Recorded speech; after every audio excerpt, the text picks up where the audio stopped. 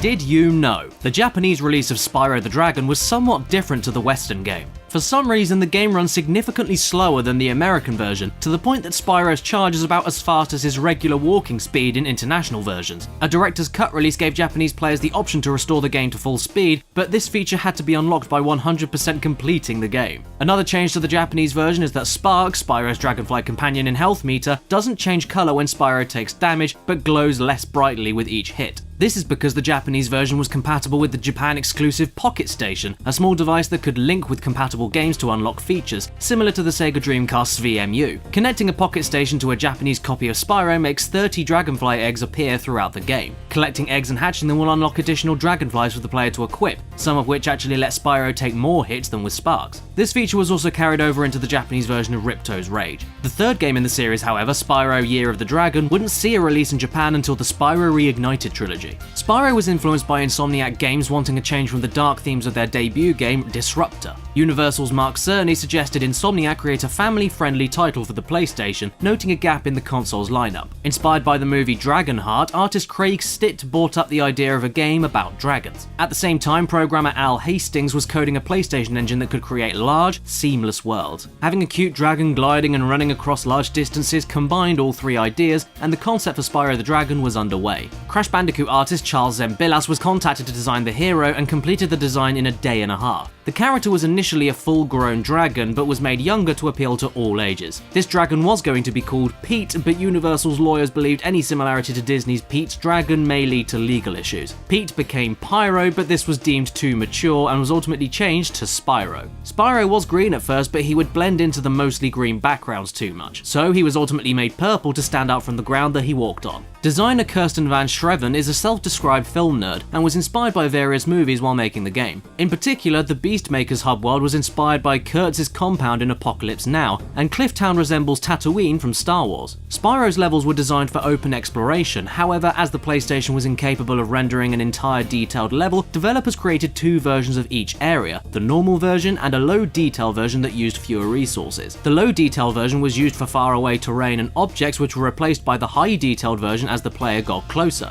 This technique is common today, but it was very innovative at the time. Spyro's ability to glide created some difficulties for the team, as players could potentially glide across an entire level if they found a high enough place to jump from. So then the designers began deliberately creating levels with high peaks, expecting the player to climb them and spot far off secrets to glide to, and because of this, the gems' sparkles were also made visible from long distances. The team would play other games together such as Mario Kart 64, StarCraft, and in particular Super Mario 64, which became an influence for Spyro. Chief Creative Officer Brian Hastings spent a long time dissecting Mario 64's controls, concluding that it was successful because it was just fun to move Mario around. Insomniac knew that Spyro was a success when they realized they could just have fun moving Spyro around as well. To ensure that Spyro's controls were fluid, Insomniac brought in Matt Whiting, a former rocket scientist from NASA, to program the controls and the camera. Whiting used to work on flight control systems, experience that translated easily to programming for a video game. Originally, the camera was designed to rigidly follow Spyro from behind, but this was loosened up after playtesters experienced motion sickness. Spyro's voice started out very high-pitched, but was then changed to a deeper, streetwise voice. Lines were recorded in this latter voice before it was decided he sounded too mean, and a compromise between the two voices was used instead.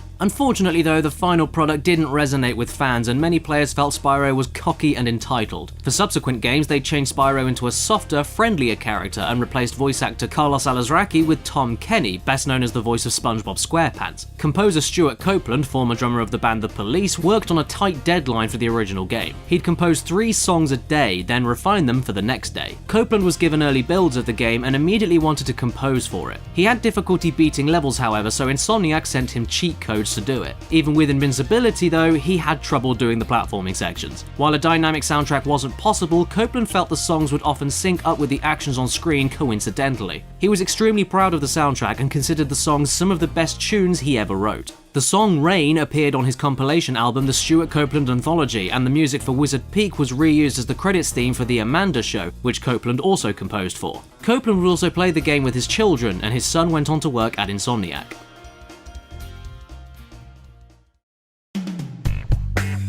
Spyro 2 Ripto's Rage has 3 worlds themed after summer, autumn, and winter. This led fans to speculate that a 4th spring-themed world had been cut from the game. This theory was strengthened by an article for Slidespin.tv in which Al Malloy noted that characters would sometimes reference levels not found in the game, Colossus Springs and Colossus Valley. Most of the game's levels are grouped into pairs using similar settings and characters or opposing themes. Malloy provided Spyro hacker LX Shadow with a previously unknown demo for the game, where it was discovered that these paired levels originally had similar names. Malloy emailed Insomniac for more information and received a response from none other than Insomniac CEO Ted Price, who confirmed the team originally used different names for the game's levels. Sister levels originally had similar names but were changed to prevent confusion between areas. In a 2018 stream, Insomniac staff confirmed that, although names were changed, there was never a spring world as far as they could recall. The intro stage, Glimmer, was intended to fill in for the spring season somewhat, but Insomniac had just picked the seasons they thought would look the coolest. The character Zoe has a strange oddity in her dialogue in Spyro 2. Most of her spoken lines sound normal, but some of them in the Colossus and Ripto's arena areas are higher. This is noticeable when comparing the game to the demo version which came with Crash Team Racing, where the same lines of dialogue aren't pitch shifted at all. Whatever the reason behind it, the pitch shifting on Zoe's dialogue appears to have been done late into the game's development, but ultimately cut, resulting in a few out-of-place lines. Another quirk can be found with the Inventor droid at the end of the Metropolis level. The droid has a line where she tells Spyro to come back after killing a few more enemies to receive a power-up. However, the only way to trigger this dialogue is to reach the end of the level without killing a single enemy. This is normally impossible, as several enemies along the way will self-destruct as soon as Spyro gets close to them. Yet another secret is that developer Oliver Wade included his 2 children in the game as Easter eggs. The names Brian and Brenda can be seen as wall textures in Summer Forest and Winter Tundra. Within a week of its initial release, the code for Ripto's Rage was cracked by software pirates and distributed online. To prevent this from happening to the 3rd game, Insomniac implemented an extensive list of anti-piracy measures in Year of the Dragon. If the game detects foul play, Zoe will inform the player that their copy is illegal and warn them about the potential problems of that. Additional side effects include the game randomly booting the player back to the hub world, music not playing properly, the ability to pause being completely disabled, and sparks not displaying Spyro's health properly. In European versions, the language will also change at random. If the player still somehow manages to reach the final boss on a pirated copy, they will then immediately be sent back to the title screen and the game will erase their save data. Spyro Year of the Dragon was released in 2000, the Year of the Dragon in the Chinese Zodiac. The game was developed in just 10.5 months and had an emphasis on minigames to add variety to the gameplay. Many titles served as inspiration for these minigames, such as Tony Hawk, Doom, GoldenEye, Mario Kart, Crash Bandicoot, Ready to Rumble, Mario 64, Rampage, and many others. The game also featured the Active Challenge Tuning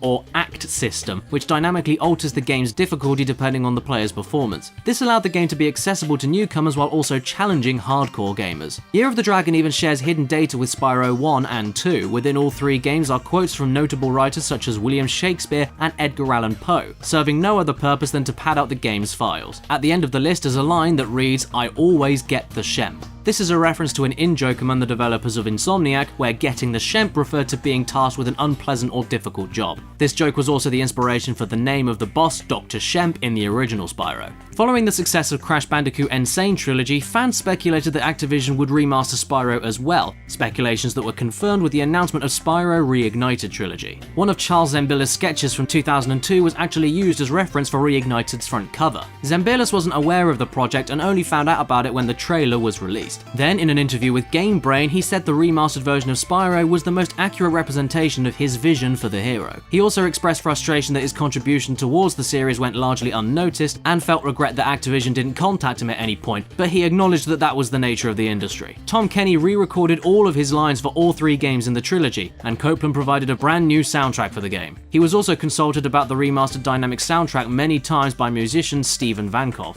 Over the years, the Spyro series has had close association with the Crash Bandicoot series, to the point that games in each series have included demos for the other. Crash Bandicoot Warped includes a demo of the original Spyro, which could be accessed by inputting a code on the main menu. Upon the release of the N. Sane Trilogy, players who input the same code on the Warped menu screen saw that the game recognized the code, as the highlighted selection on the menu would disappear, though nothing changed. Following the announcement of the Reignited Trilogy, the N. Sane Trilogy received an update where inputting the code would now play the announcement trailer for the Reignited Trilogy as a nod to the Spyro demo in the original game.